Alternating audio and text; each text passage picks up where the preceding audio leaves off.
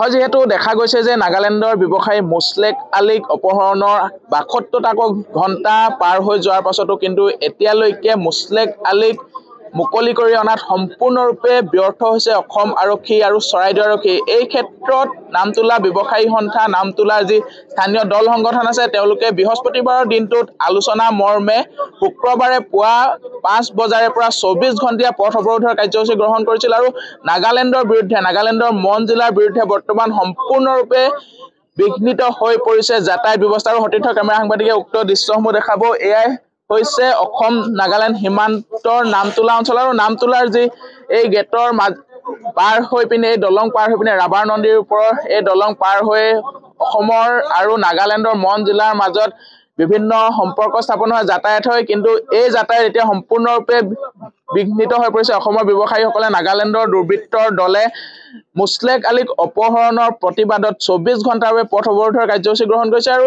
এই ক্ষেত্ৰত তেওঁলোকৰ এটাই দাবী যে অতি শীঘ্ৰে মুছলেক আলীক মুকলি কৰি আনিব লাগে আৰু নগা দুৰ্বৃত্তৰ দল আংমাইৰ যি দলে নাগালেণ্ডৰ অঞ্চলৰ পৰাই তেওঁক অপহৰণ কৰি নিছিল আৰু তাৰ পাছতে বিভিন্ন কাৰ্যসূচী তেওঁলোকে গ্ৰহণ কৰিছে আৰু তেওঁলোকৰ এটাই দাবী যে কিয় অসম পুলিচ তথা চৰাইদেউ আৰক্ষীয়ে তেওঁক বৰ্তমানলৈকে মুকলি কৰি আনিবলৈ সক্ষম হয়। আৰু ক্ষেত্ৰত তেওঁলোকৰ কি দাবী থাকিব আমি তেওঁলোকৰ ওচৰলৈ পোনে পোনে যাবলৈ চেষ্টা কৰিম। যিসকল বিভিন্ন দল সংগঠনে মিলিত হৈ যি আজি কাৰ্যসূচী গ্ৰহণ কৰিছে কি ক'ব বিচাৰিব, আপোনালোকৰ কি দাবী আছে?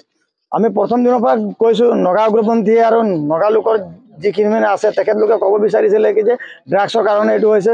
আমি প্ৰথম দিনৰ পৰাই কথাটো গম পাইছোঁ ড্ৰাগছ নহয়, এইটো হৈ গ'ল মানে ধন দাবীৰ কাৰণে সিহঁতি কৰিছে। এক্সাম্পল ছেট এটা কৰিলে নামতোলাত, আমি নামতোলাত সোমাই মেলি এনেকৈ অসমৰ মাটিৰ পৰা এজন ব্যৱসায় অপহৰণ কৰিব পাৰোঁ।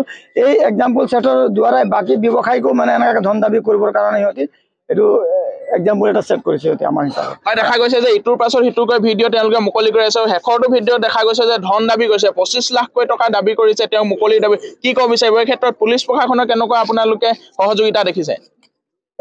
প্ৰথম দিনৰ পৰা আমি দেখিছোঁ এটাৰ পিছত এটা ভিডিঅ' দিছে আৰু লগতে আৰু এখন ভিডিঅ' আহিছে যোনটো ভিডিঅ'ৰ নামতোলা কিছুমান ড্ৰাগছ ব্যৱসায়ীত মানে নাম লৈছে।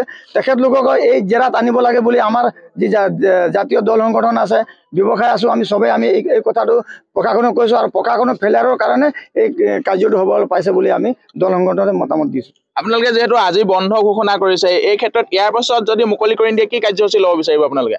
আমাৰ এই ২৪ ঘণ্টা আমি নাগালেণ্ডৰ বিৰুদ্ধে বন্ধ কাৰ্যসূচী দিছোঁ। ইয়াৰ পিছত আমি ২৪ ঘণ্টা উকলাৰ পিছত আমাৰ মিটিং এখন হ'ব, ৰাজহুৱা মিটিং হ'ব, দল সংগঠন থাকিব।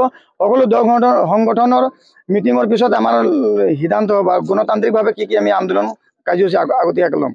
হয় দেখা গৈছে যে এতিয়া সম্পূৰ্ণৰূপে বিঘ্নিত হৈ পৰিছে অসম আৰু নাগালেণ্ডৰ মন জিলাৰ মাজত যাতায়াত আৰু দেখা গৈছে যে এনেদৰে এতিয়া সকলোৰে দাবী যে অতি শীঘ্ৰে মুছলেক আলীক অসম আৰক্ষী তথা চৰাইদেউ আৰক্ষীয়ে উদ্ধাৰ কৰিব লাগে আৰু নামতোলা অঞ্চলত যি ড্ৰাগছৰ ৰমৰমীয়া বেহা চলিছে এই ক্ষেত্ৰতো কিন্তু অভিযান চলাবলৈ অসম আৰক্ষী সকলোৱে দাবী উত্থাপন কৰিছে।